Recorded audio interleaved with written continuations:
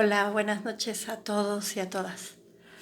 Para mí es un placer poder compartir esta experiencia acerca del Jesús histórico, del Cristo de la fe, lo que solemos llamar Cristología en la carrera de teología.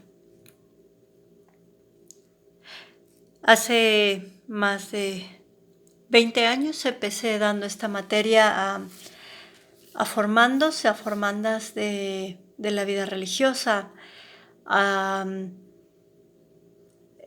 novicios, novicias de diferentes congregaciones, en algo que se llamaba el interreligioso.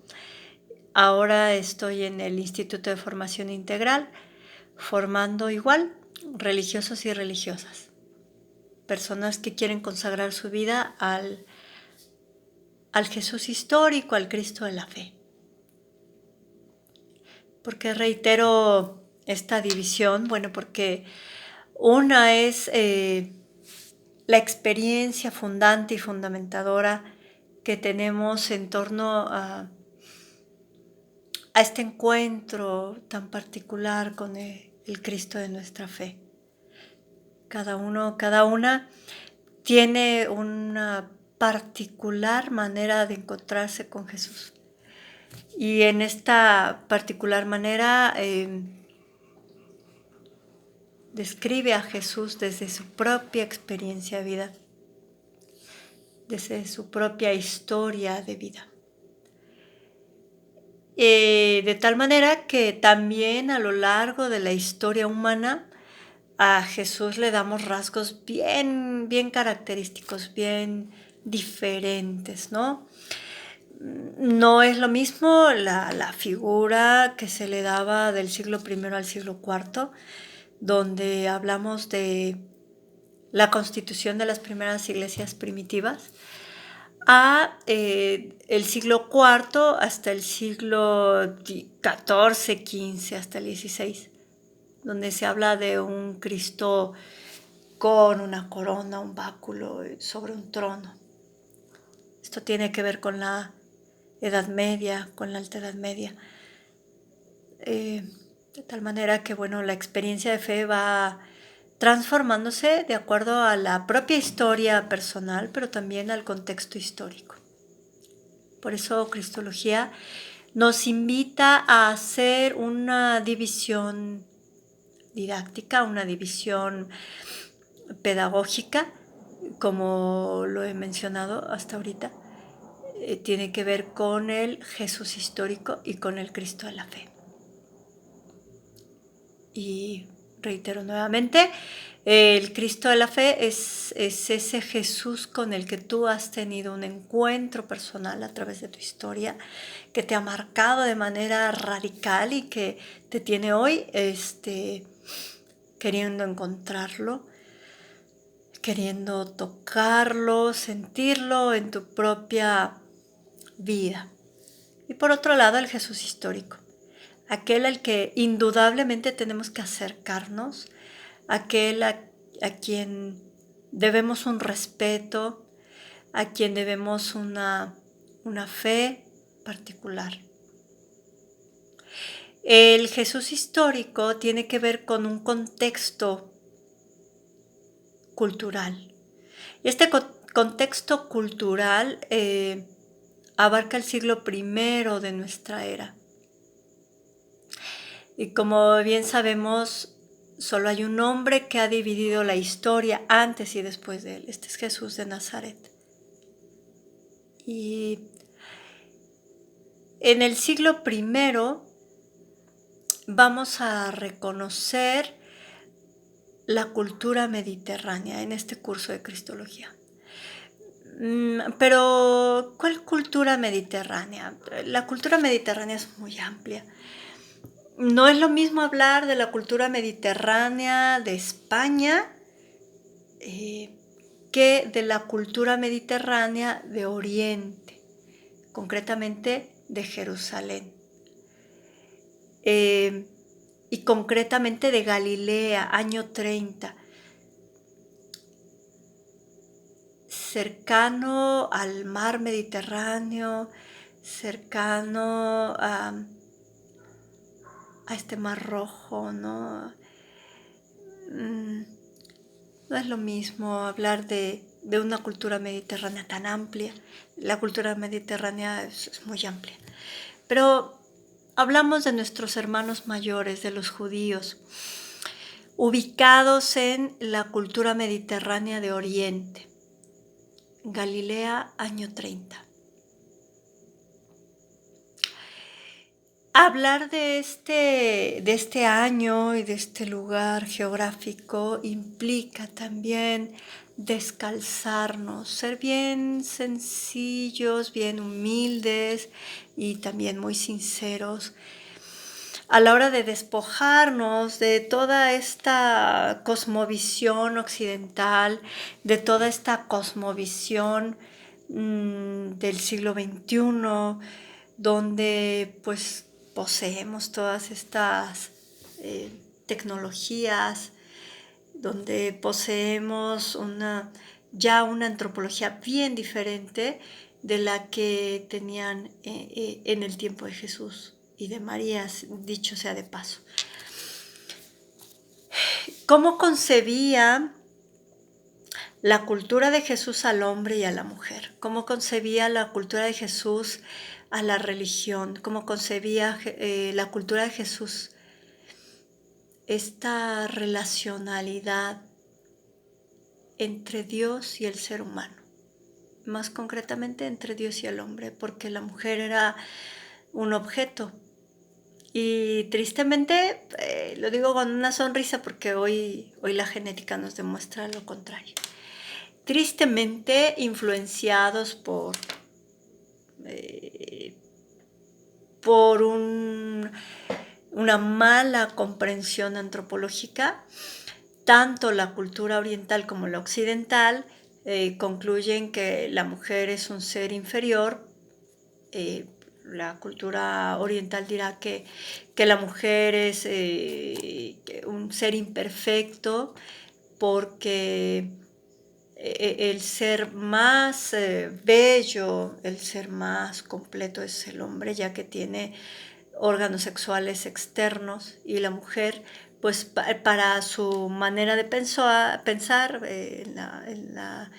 en la cultura grecolatina, la mujer es un ser humano, es un ser no completamente humano, porque no tiene o no ha desarrollado los órganos sexuales externos. Y digo nuevamente, sonrío porque la genética nos dice, ¿verdad?, que la mayor información de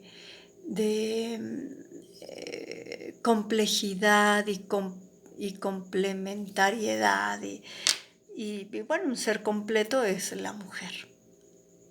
También San Agustín dirá que la mujer es la puerta al infierno y es un ser humano incompleto.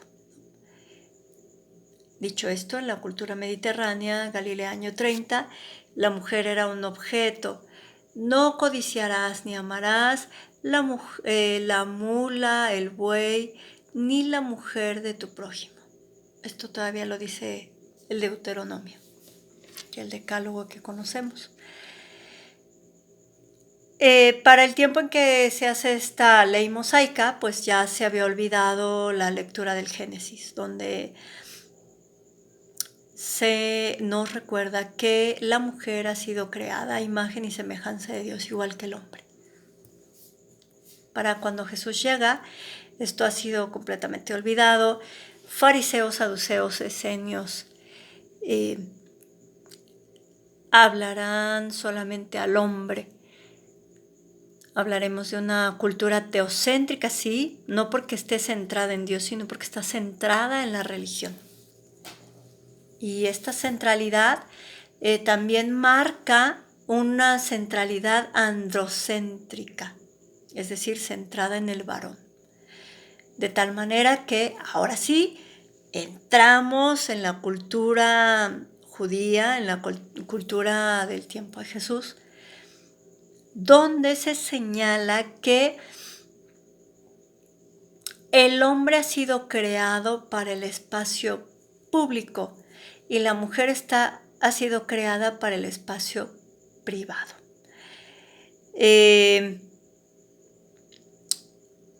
Esta relacionalidad intelectual o esta relacionalidad donde se ha ido construyendo una antropología machista o androcéntrica, pues tiene que ver con los roles que desempeñan las mujeres y los hombres desde las eras ancestrales, desde la era cenozoica, donde pues reconocemos que la mujer tiene que quedarse en casa para cuidar a las crías, para cuidar a los niños, a las niñas que va gestando, mientras el hombre tiene que salir a cazar. De ahí que se van haciendo roles socioculturales basados en la biología de cada uno, de cada una. El hombre tiene que salir a cazar,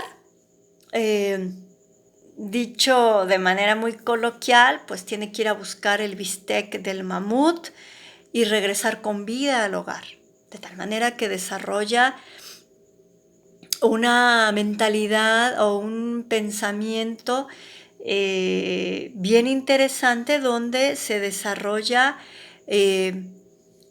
la ubicuidad, más bien la ubicación, no es ubicuidad, es la ubicación. El ser humano masculino va a desarrollar casi una brújula interna, va a ubicar bien el norte, el sur, el este, el oeste. Va a saber ir a donde está la comida, en este caso puede ser un mamut, otro animal que tenga que cazar, con la ayuda de otros hombres, de otros varones. Y tiene que saber regresar, ubicar el hogar, a donde está la familia. De tal manera que su orientación va a ser muy buena, va a irla desarrollando conforme a las eras, conforme al tiempo de esta generación tras generación, ¿no? Por otro lado, la mujer se va a quedar en casa a cuidar a los bebés, a los hijos, a las crías, y va a desarrollar un instinto materno de cuidado, de provisión. No sabemos qué pasaría mientras el hombre estaba lejos. La mujer tenía que quedarse en casa. Lo que sí nos dice la historia, la antropología, nos señala que la mujer empezó a desarrollar un lenguaje gracias a que también se relacionó con otras mujeres. De ahí que en la actualidad tenemos la capacidad del doble de palabras, del doble de lenguaje frente al hombre, ¿no? Entonces la mujer tenía que cuidar a los hijos, desarrolla el lenguaje. Evidentemente el cuerpo calloso que separa a los dos hemisferios, el derecho y el izquierdo, se va haciendo más grueso, de tal manera que podemos pasar de las emociones a la racionalidad en periodos más cortos que el hombre. Pero estamos hechas para el espacio privado. El cuidado de los niños, la cocina, pues sí, llega el hombre con la caza y entonces habrá que preparar aquel bistec de mamut o el pescado que se haya conseguido si se vivía cerca del mar. De tal manera que la mujer encuentra dos aliados bien importantes. Uno es el lenguaje y dos es el encuentro con la cultura, con la agricultura, perdón. Esto es bien importante. La mujer al quedarse en casa se va dando cuenta también de cómo se va creciendo una flor, otra flor, un árbol, otro árbol, un arbusto, las semillas que caen dentro de la casa, porque pues, no había pavimento en ese momento, ¿no? Va siendo muy observadora. Genera entonces o desarrolla una capacidad de observación muy especial. El hombre tenía que desarrollar algo más práctico para cazar y para traer la comida a su familia. La mujer tenía un poquito más de espacio de tiempo en lo que el hombre estaba lejos, cuida a los niños, observa y se va dando cuenta de cómo crece la vida, cómo va desarrollándose un árbol, una planta, una flor. Y también va generando el lenguaje, la capacidad de comunicarse con el otro, con la otra.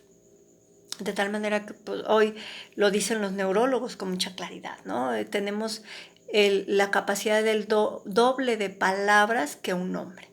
Esto yo no lo digo, lo dicen los neurólogos. Lo pueden consultar en cualquier libro de neurología o con cualquier neurólogo en nuestra era. Pero eso no me toca ahondarlo. La ventaja de estos medios es que es un aprendizaje corresponsable y también cada quien va a ir encontrando sus propias respuestas, ¿no?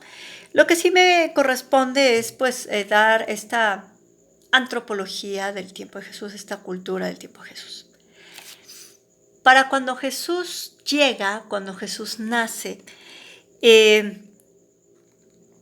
ha pasado muchos siglos en los que la cultura del tiempo de Jesús olvida el Génesis, donde el hombre y la mujer ha sido creada a imagen y semejanza de Dios, por un lado.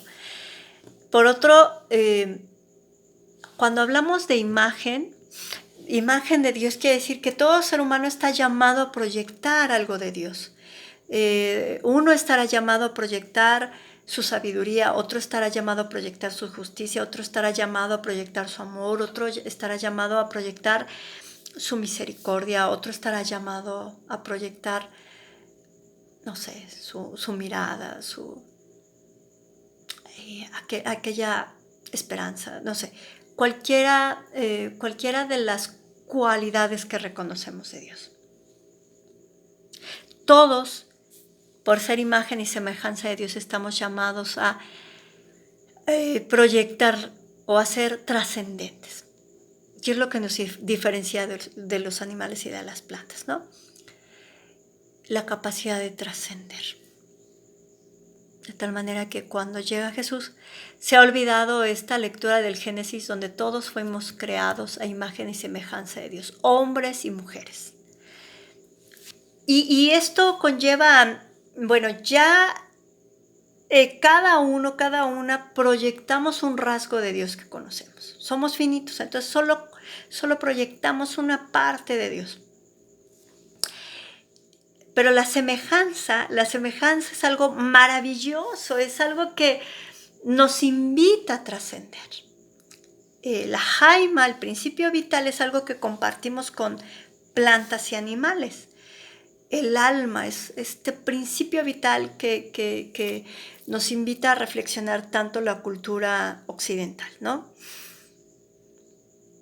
La cultura grecolatina.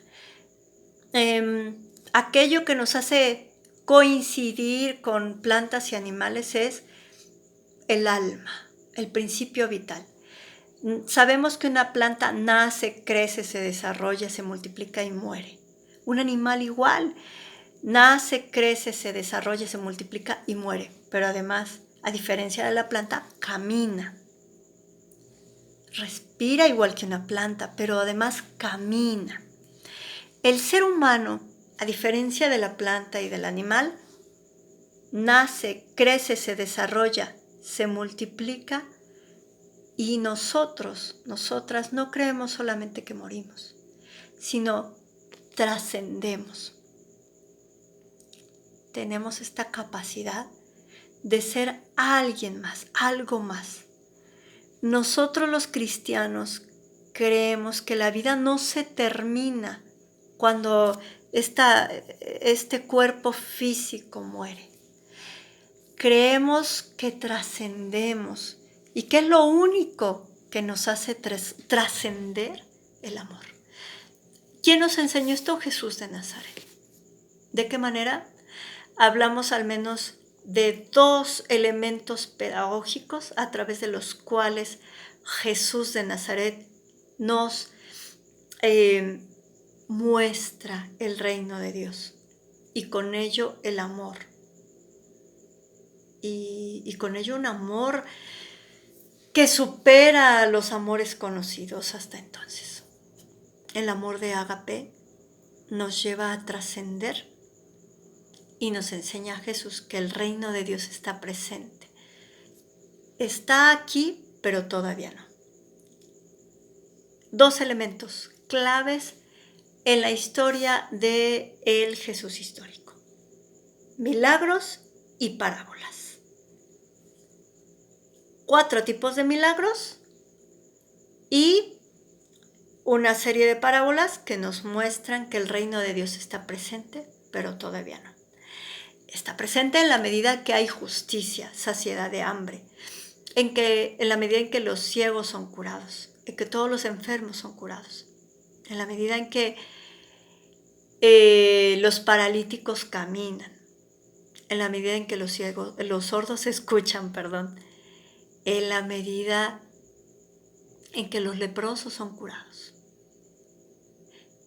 Pero Jesús no habla con un lenguaje del siglo XXI, habla con un lenguaje del siglo I. Reitero, Galilea, año 30. ¿Cuál es la diferencia con el siglo XXI? Es muchísima, y ahí tenemos que guardar un respeto bien importante. Nos encontramos frente a los 4 evangelios 2 culturas, 2 cosmovisiones, 2 idiomas completamente diferentes, 2 tiempos históricos completamente diferentes.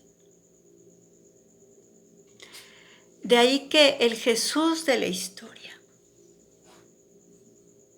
será bien diferente al Cristo de nuestra fe. No te pido que cambies tu encuentro fundante y fundamentador que has tenido con el Cristo de la fe, con tu Cristo de la fe. No te pido eso. Te pido, como lo dice el discípulo amado, que coloques tu oído en el pecho del Maestro, que te reclines en el pecho del Maestro, escuches su corazón y escuches lo que Él te dice a ti de manera personal, pero no sin tomar en cuenta su cultura, no sin detenerte en el tiempo histórico, en el contexto histórico. Te pido, por favor, que te des la oportunidad de quitar 20 siglos de historia y de cosmovisión occidental, que eso es bien difícil, quitarnos esta cabeza occidental y ponernos una cabeza oriental. Y te pido que te encuentres con la túnica del Jesús histórico, como aquella mujer hemorroísa que venció su miedo, su propia cultura mediterránea de Galilea año 30, y se atrevió a tocar la túnica del Maestro. Toca la túnica del Maestro, toca la túnica del Jesús histórico. Eso es a lo que te invito hoy. Esta cultura mediterránea es tan importante que te abrirá un panorama diferente y te te dará un filtro para encontrarte de manera más cercana con ese Cristo de la fe que tú ya conoces. Yo solo te invito a que develes y deconstruyas. Ojo, no te digo que destruyas, ni que construyas, ni que reconstruyas algo. Solo que deconstruyas. ¿Qué es esta palabra de deconstrucción?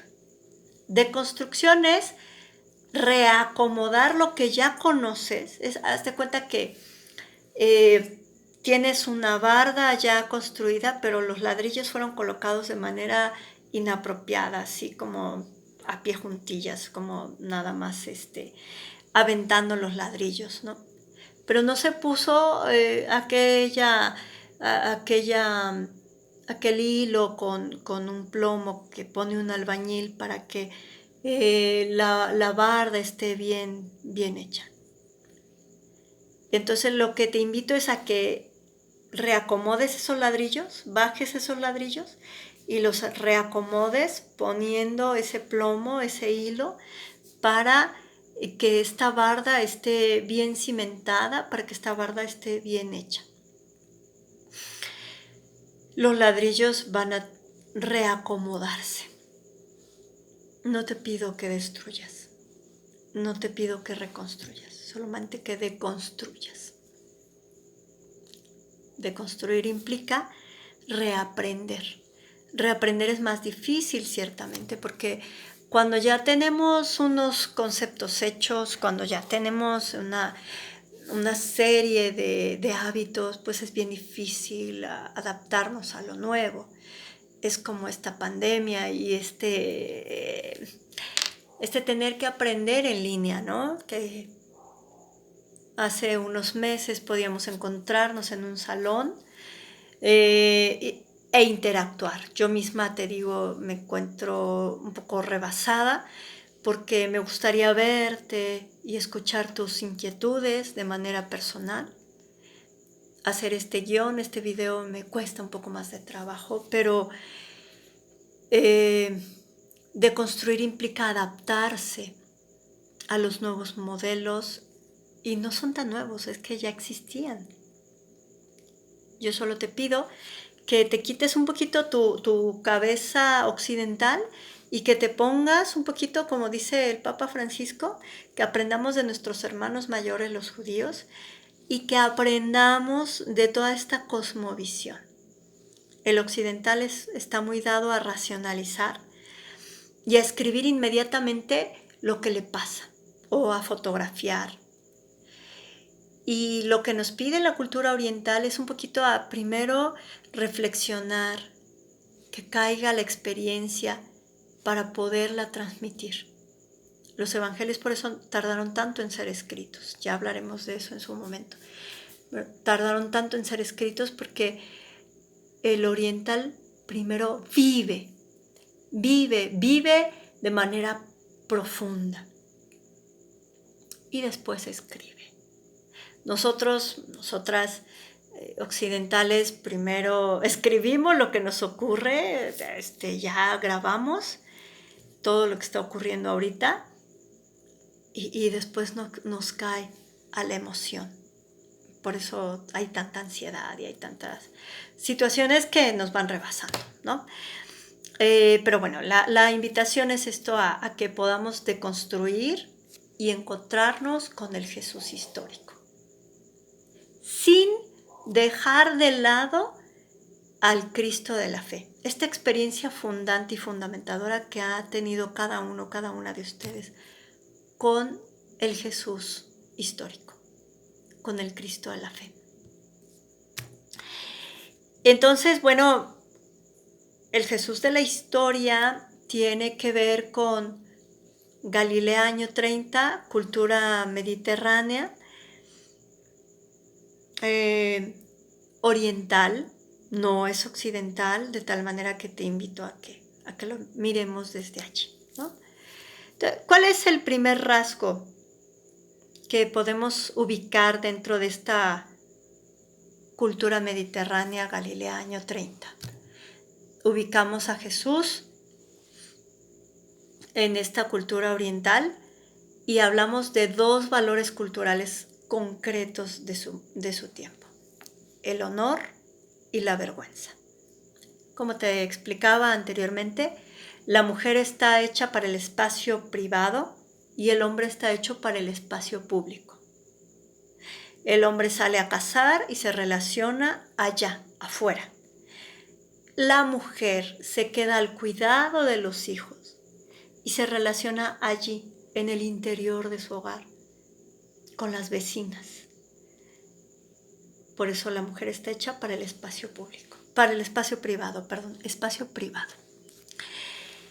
Entonces, el valor cultural en el tiempo de Jesús, Galilea año 30, es para el hombre el honor. El honor que va a ser defendido en el espacio público. Este honor tiene que ver con que se va a defender a sí mismo y va a ir subiendo su honorabilidad. En el espacio público le van a hacer diferentes preguntas, es algo bien cotidiano, lo vemos en el Evangelio. Le presentan una moneda a Jesús y le dicen, ¿tú qué opinas respecto al impuesto al César? Y él dice, dar al César lo que es del César y a Dios lo que es de Dios. Estas preguntas eran algo muy cotidiano y el hombre tenía que saberse defender en el espacio público. Pero el honor no solo era personal, él defendía el honor personal y el honor de su familia. Hay dos tipos de honor, el honor adscrito y el honor adquirido. El honor adscrito es como en España se habla de este rancio abolengo que ya viene de familia, ¿no? En el caso de Jesús, pues ya se nacía con esa honorabilidad, siendo sacerdote, sumo sacerdote, fariseo, saduceo o esenio incluso. Los hombres que conocen la Torá y la hacen conocer ya nacen con honorabilidad. Quienes no nacen con honor, los que se les califica como personas sin valor, son los que tienen contacto con la moneda romana, es decir, los recaudadores de impuestos, los publicanos. En segundo lugar, los que tienen contacto con la sangre, carniceros. Incluso los pastores eran personas reconocidas como hombres sin honor, que no valen nada. Ladrones, se les tacha de manera bastante deshonrosa. Las personas enfermas, los hombres enfermos, hablo de los hombres, solamente de los hombres. Los hombres enfermos, los leprosos,